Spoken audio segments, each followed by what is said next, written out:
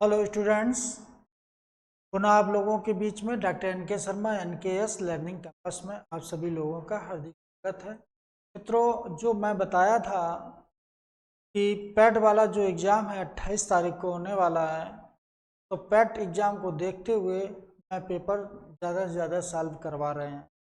तो पैट में जहाँ से ज़्यादा क्वेश्चन पूछे जा रहे हैं वो तो इतिहास का पोर्शन है। वास्तव में इतिहास से बहुत क्वेश्चन और GS का मैं पूरा करवाएंगे और प्रयास यही रहेगा कि 28 के पहले आपको विधिवत यहाँ पेपर सब तैयार करवा दिए जाए। तो आज हम लोग इतिहास में जहाँ से क्वेश्चन समाप्त किए थे, आज वहीं से पुनः हम लोग चालू करने जा रहे हैं। तो ये गुप्त काल से, चूँकि क्वेश्चन बहुत पूछे जाते हैं, काल आज समाप्त। देखो गुप्त काल में कहाँ से क्वेश्चन पूछे गए थे।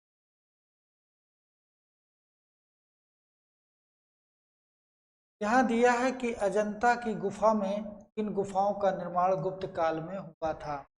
तो यहाँ पर दिया 14, 15, 16 दिया, 2, 3, 4 दिया, 16, 17, 19 दिया है सभी गुफाओं में। तो याद रखना आंसर सी हो जाए। तो आंसर ये सी में आपका सही है। और ये भी याद रखना कि जो आंसर सी है, यहाँ से क्वेश्चन पूछा भी गया था, ठीक है। तो अगला क्वेश्चन देखिए, यह है कि अमरकोश के लेखक अमर सिंह किसके दरबार में रहते थे। यहाँ दिया समुद्रगुप्त दिया है, चंद्रगुप्त प्रथम दिया है, स्कंदगुप्त दिया है, चंद्रगुप्त। अमर सिंह ये चंद्रगुप्त के दरबार में रहते। रत्नों याद रखना, 9 रत्नों में ये।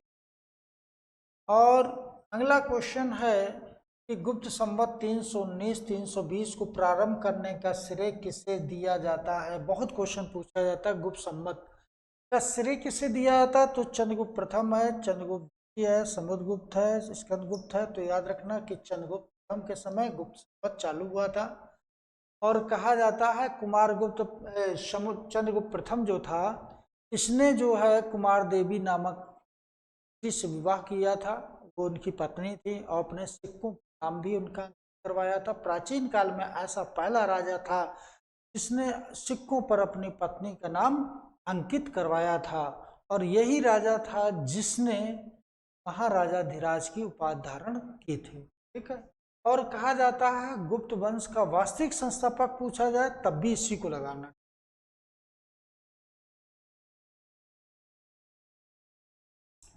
अगला क्वेश्चन दिया चंद्रगुप्त द्वितीय यानी चंद्रगुप्त प्रथम प्रथम ने गुप्त संवत के प्रारंभ किस उपलक्ष्य में किया था। अपना राजरोहण स्मारक में किया था, शकों का उन्मूलन किया था, घोड़ों का उपलक्ष्य में। तो ये भी गलत, ये भी गलत, इनमें से कोई नहीं, ये गलत। ये इन्होंने अपने राजरोहण के स्मारक। अगला क्वेश्चन देखिए, अगला क्वेश्चन है कि प्रयाग प्रशस्त अभिलेख, ठीक, का लेखक हर्षेण किसके दरबार का कवि था। समुद्रगुप्त दिया, अशोक दिया, कनिष्क दिया, चंद्रगुप्त द्वितीय दिया। याद रखना कि समुद्रगुप्त के दरबार में हर्षेण रहता था। और कहा जाता है ये राजा ने 100 युद्धों का विजेता भी था। उत्तरापत और दक्षिणापत, उत्तरापत और दक्षिणापत, उत्तरापत के 9 राजाओं को और दक्षिणापत के 12 राजाओं को हराया था।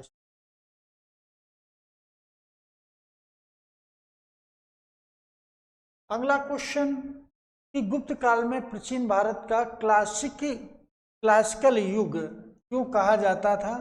व्यापार अद्भुत प्रगति हुई थी, या कला साहित्य के क्षेत्र में अपने चरमोत्कर्ष पर पहुंच जाने के कारण, या प्रचुर मात्रा में स्वर्ण सिक्के जारी किए गए थे, ठीक है। या एक अगला दिया है, या उपयुक्त में से सभी के कारण। तो याद रखना कि ये क्लासिकल युग कहा गया था, ये सभी आ जाएगा आंसर, यही वाला सही आंसर हो जाएगा ये सभी के लिए, ठीक है। सभी कारण सही थे, इस वजह आंसर यही आपका सही हो। अगला क्वेश्चन कि दिया है सारनाथ में धमेक स्तूप का निर्माण किस काल में हुआ। तो मौर्य काल दिया, कुषाण काल दिया, शुंग काल दिया, गुप्त काल। तो गुप्त काल में, ठीक है। फिर अगला क्वेश्चन देखिए भाई कि गुप्त काल कि सोने की मुद्रा क्या कहा जाता है। गुप्त काल में जो सोने की मुद्रा थी उसको क्या कहा जाता था? दिनार कहा जाता, कसपड़ का निक्स कहा जाता, काकनी कहा जाता। तो याद रखना कि इसको दिनार कहा जाए, कसपड़ इसको नहीं कहा जाता था, काकड़ी ये तांबे का छोटा सिक्का होता था, ठीक है, तो इसको कहा जाता।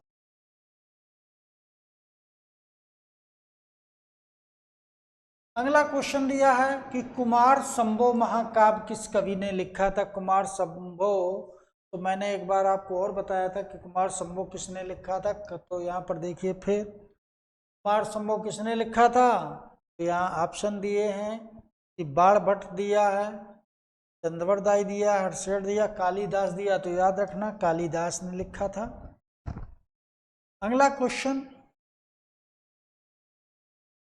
क्वेश्चन दिया है कि नालंदा विश्वविद्यालय की स्थापना का युग क्या था? यानी कि नालंदा ये विश्वविद्यालय बहुत फेमस विश्वविद्यालय था। मौर्य काल में बना था, कुषाण काल में, गुप्त काल में, पाल में। तो गुप्त काल में बना था। गुप्त काल का कौन राजा था जिसने बनवाया था? तो कुमार गुप्त था। कौन था? तो कुमार गुप्त था, इसी ने ये विश्वविद्यालय का निर्माण कराया था, याद रखना। अगला क्वेश्चन दिया है गुप्त युग में भू राजस्व की दर कितनी थी? तो उपज का चौथा भाग था, उपज का छठवां भाग, उपज का आठवां भाग, उपज का आधा भाग। तो ये छठवां याद रखना था। तो उपज का छठवां भाग लिया जाता था। और जब उपज का आधा भाग पूछा जाए तो अलाउद्दीन खिलजी था, ये एक सुल्तान था, उसने ऐसा लिया।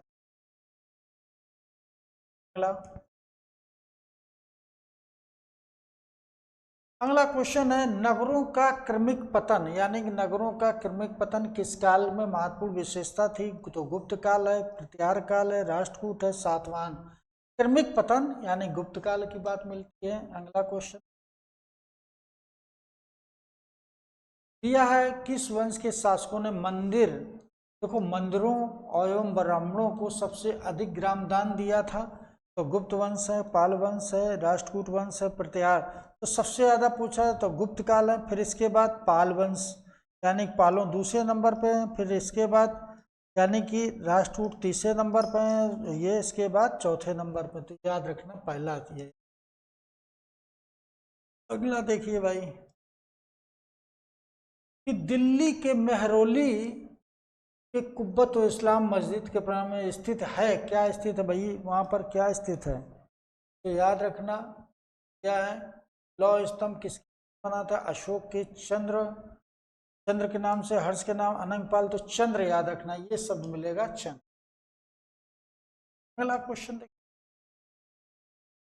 अगला क्वेश्चन है कि कालिदास द्वारा रचित मालविका गीतम नाटक मित्र ये कौन है? पुष्पशुंग दिया, गौतमीपुत्र सातकर्णी, अग्निमित्र दिया, चंद्रगुप्त द्वितीय। तो ये अग्निमित्र है, यानी कि ये किस वंश का शासक था?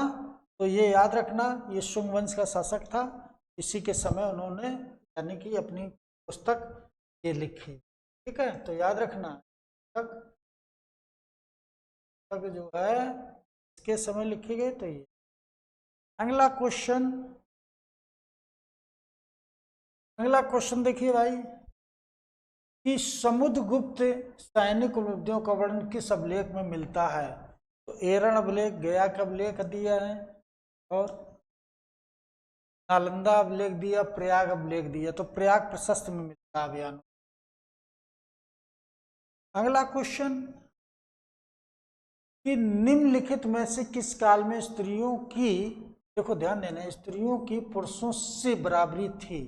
तो गुप्त काल, मौर्य काल में, चोल काल में से किसी नहीं। तो गुप्त काल में स्थित अच्छी, और सबसे अच्छी स्त्रियों की अगर स्थिति पूछी जाए तो वैदिक काल में थी, याद रखना।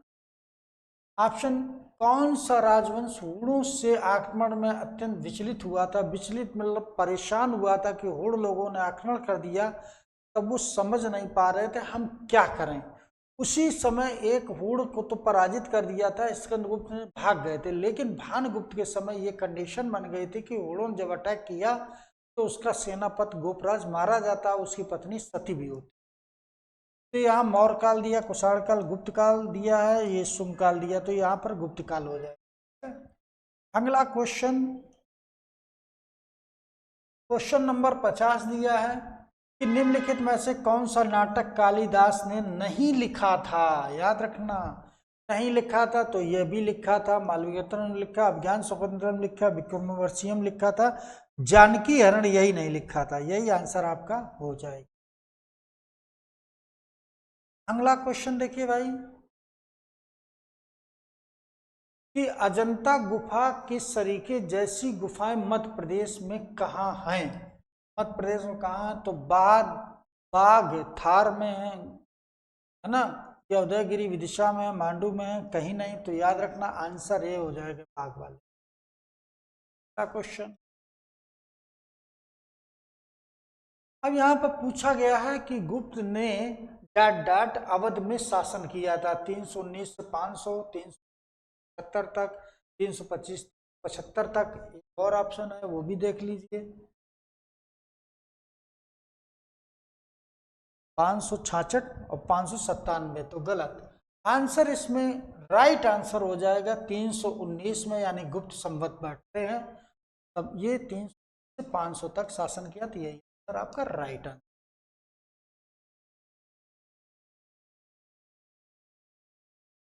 बाल विवाह प्रथा आरंभ हुई थी, दिया मौर्य काल, दिया कुषाण काल, दिया गुप्त काल, दिया हर्षवर्धन काल, दिया तो मौर्य काल में। ठीक है, ये क्वेश्चन सही है। अगला क्वेश्चन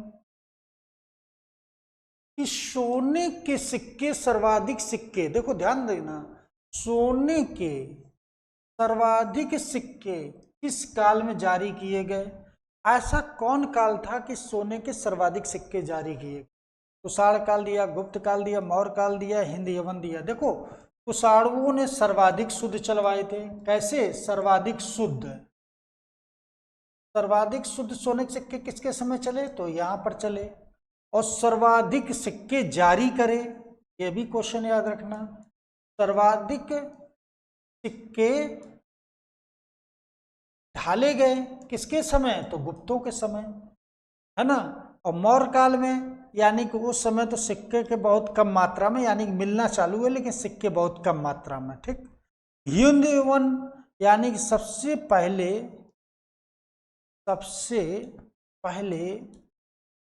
सोने के सिक्के जारी किए। के सिक्के जारी करने वाले थे, ये जारी करने वाले, यानी सबसे पहले सोने के सिक्के इन्होंने जारी किए थे।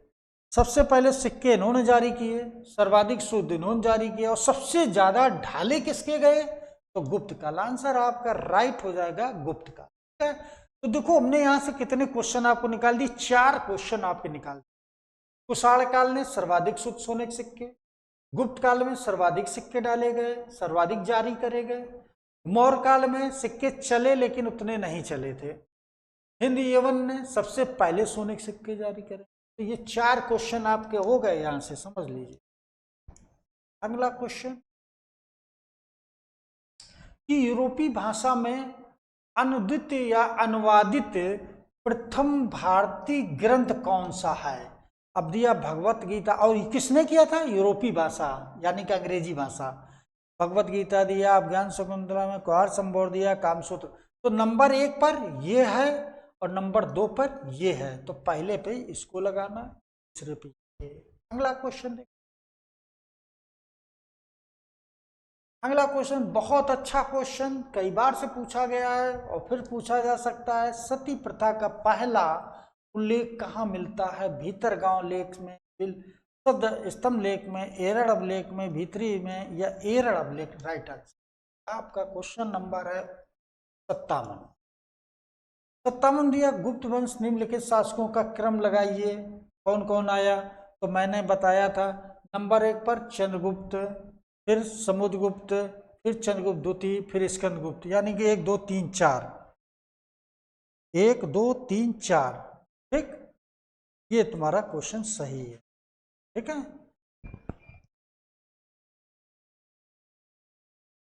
अगला क्वेश्चन, गुप्त काल में सिक्कों सबसे बड़ा ढेर कहां से मिल गया? यानी कि गुप्त काल में एक ढेर मिला सोने का, बहुत बड़ा ढेर। वो ढेर कहां मिला? तो ये दिया है बयाना भरतपुर में दिया, देवगढ़ झांसी में दिया, भूमरा मध्य प्रदेश में दिया, तिगवा मध्य प्रदेश में दिया। तो याद रखना, ये क्वेश्चन कई बार पूछा गया। बयाना भरतपुर में, ये कहाँ पर है? तो राजस्थान में है। अब ये उस समय शासन किसका था? तो ये भी हम बता दे रहे हैं, कुमार गुप्त का शासन था। मित्रों याद रखना, इसी ने नालंदा विश्वविद्यालय भी बनवाया था। नालंदा विश्वविद्यालय इसी ने बनवाया था। कई क्वेश्चन हो गए। भरतपुर बयाना में, राजस्थान में कुमार गुप्त ने, मतलब इसी समय मिला। तो सर्वाधिक अगर अब लेख पूछा जाए गुप्त काल में किसने जारी किए थे, तो यही ने सर्वाधिक अब लेख, याद रखना, जारी करने वाला कौन शासक था? तो यही। अगला क्वेश्चन 59 क्वेश्चन दिया है कि किस गुप्त शासक ने नालंदा विश्वविद्यालय का संस्थापक माना जाता? अभी मैंने बताया कुमार गुप्त, स्कंद गुप्त, समुद्रगुप्त, चंद्रगुप्त। तो कुमार गुप्त ने नालंदा विश्वविद्यालय बनाया।